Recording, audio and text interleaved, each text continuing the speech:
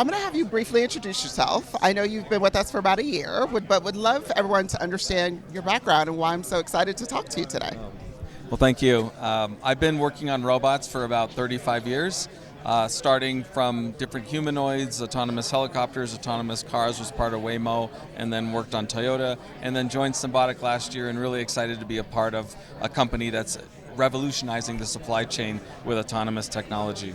And can you tell us some of the stats, just to give people a bit of context of what we do at Symbotic and our impact so far? Yeah, the company's been around 18 years and involved in automating traditional warehouses, which used conveyors or a lot of manual labor to move boxes and product around. And the robots at Symbotic travel about 50 miles a day on average. Wow. And so with our 20,000 robot fleet, we're doing over 1 million autonomous miles every day, which is more than any other company in the world. And we're also moving about 8.5 million boxes per day now.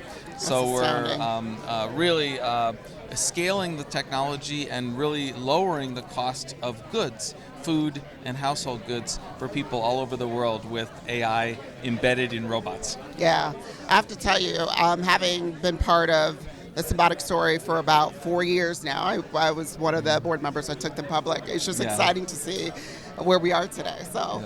We love having you. Yeah.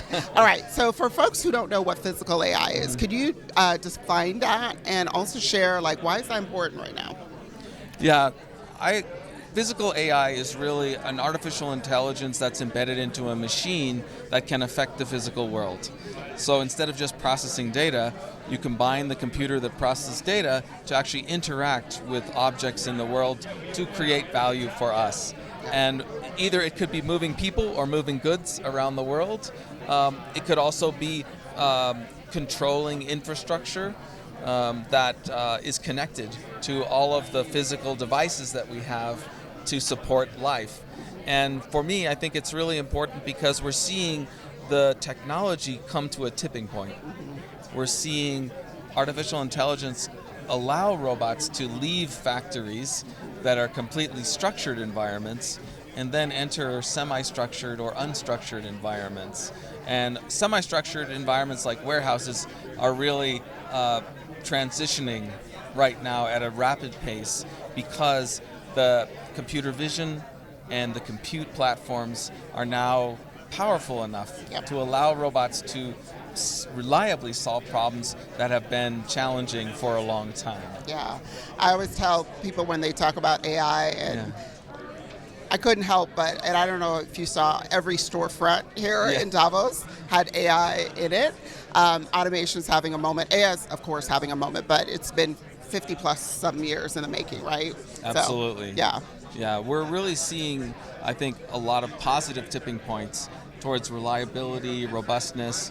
And at Symbotic, one of the things that we're very passionate about is how can we embed AI that has very high bar of quality. We need software that will be bug-free because we don't want a physical device controlled by an AI that would ever malfunction or have behavior that's unbounded, which might physically harm a person. So most of our robots operate in structures that are closed off, so there's no people around, so they can go 25 miles an hour and move very quickly. And that's one of the advantages that we have in terms of the ability to process and move goods. And some of the boxes are 60 pounds, so it's very hard to hire people to do that work. Yeah, and repetitively. Exactly. Right? Exactly. And I've, of course, had the pleasure of seeing some of our distribution centers, and it's a marvel to behold, to see how the speed at which they move around. All right, so we'll talk a little bit about automation. So everyone thinks about rigidity, right? And so talk about that and how that's fundamentally changing the model and how you think about it. Yeah, exactly. I mean, the intelligence is really about reasoning when you have uncertainty, and there may be a long tail of low probability things that might happen. When you're moving millions of boxes a day, you might come across damaged packaging, you might come across spilled goods. You need to be able to build a robot and a robust system that can handle with that. And so the flexibility to deal with that. And also, when you think about the inbound processing of cross-docking in warehousing, that flexibility to dynamically allocate resources is one of the strengths of having a fleet of intelligent robots as opposed to fixed, rigid conveyors. Yeah. And do you think that only applies to warehouses, or can you think of other? I know we have other applications, but just for the folks who may not be sort of deep in it. I think we're seeing physical AI disrupt more than just traditional warehousing. We're seeing fulfillment centers. We're also seeing hospitals. Symbotic just announced a partnership with Medline, our first sort of entrance into the healthcare supply chain. But beyond that, I think we're going to see physical AI revolutionize self-driving transportation as well as delivery. So we'll see drones, we'll see automated driving cars, we'll see lots of intelligent robots moving around and providing value in the market. Yeah, and I love that. And when you think about sort of what it might excite you in the future, because I want to help people get excited about the potential and not be sort of constrained by today. What are some of the things you're most excited about? What we could do? I think one of the things we're seeing is that as robots get more capable, a lot of the dull, dirty, dangerous jobs, the 3Ds, will be able to be automated. For example, one of the warehousing applications is moving frozen goods inside of a frozen warehouse. And some of our customers are telling us that the average length of time that someone works in a frozen warehouse is 18 days. Wow. And usually they get sick, and imagine just lifting heavy 50-pound boxes all day, every day inside of a freezer. It's really not something that humans should be doing. Robots really should be doing that. So I'm really excited about the transition of some of those jobs and tasks that will support lower prices of household goods and food for people, and also free up a lot of the humans who are currently working in warehouses to take on a more supervisory role. They can be retrained as technicians. They can help keep the automation running smoothly instead of having to bear a lot of things that actually are not so good for their health. Yeah, which is one of the things we keep talking about, which is upskilling, retraining, and more productivity, right? That's a tangible way to kind of see it. So I love that example. Yeah. Okay, so let's shift a little bit to about leadership. So if you had to distill one or two leadership, I would say principles or lessons you've had over your wonderful career. And by the way, I love that you and I both share a Carnegie Mellon connection, a Stanford connection, and we even both love soccer for various reasons. My daughter plays professional soccer now. But what are some of the things you would impart on folks thinking about not only creating technology, but leading teams and scaling them?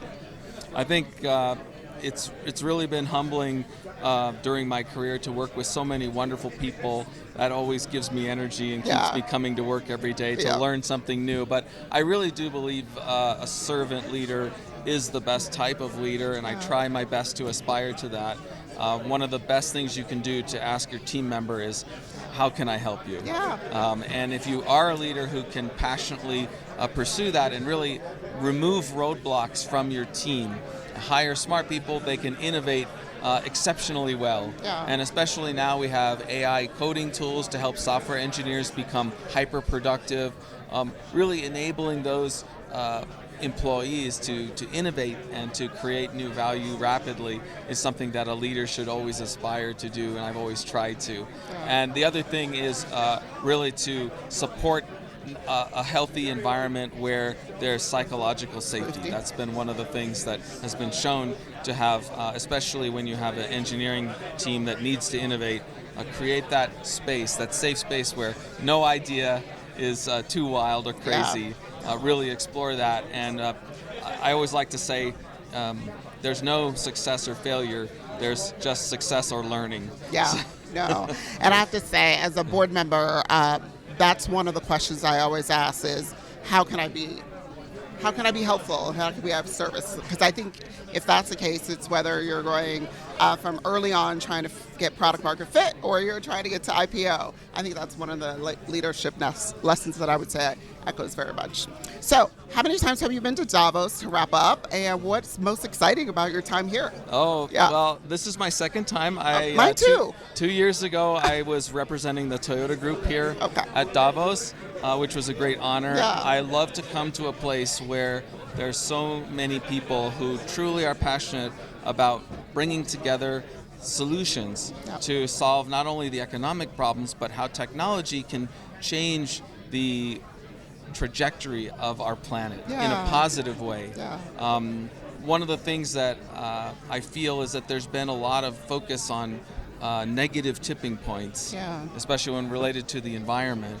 But if we can actually focus on positive tipping points, this technology would change and create a flywheel of good and positivity for the planet.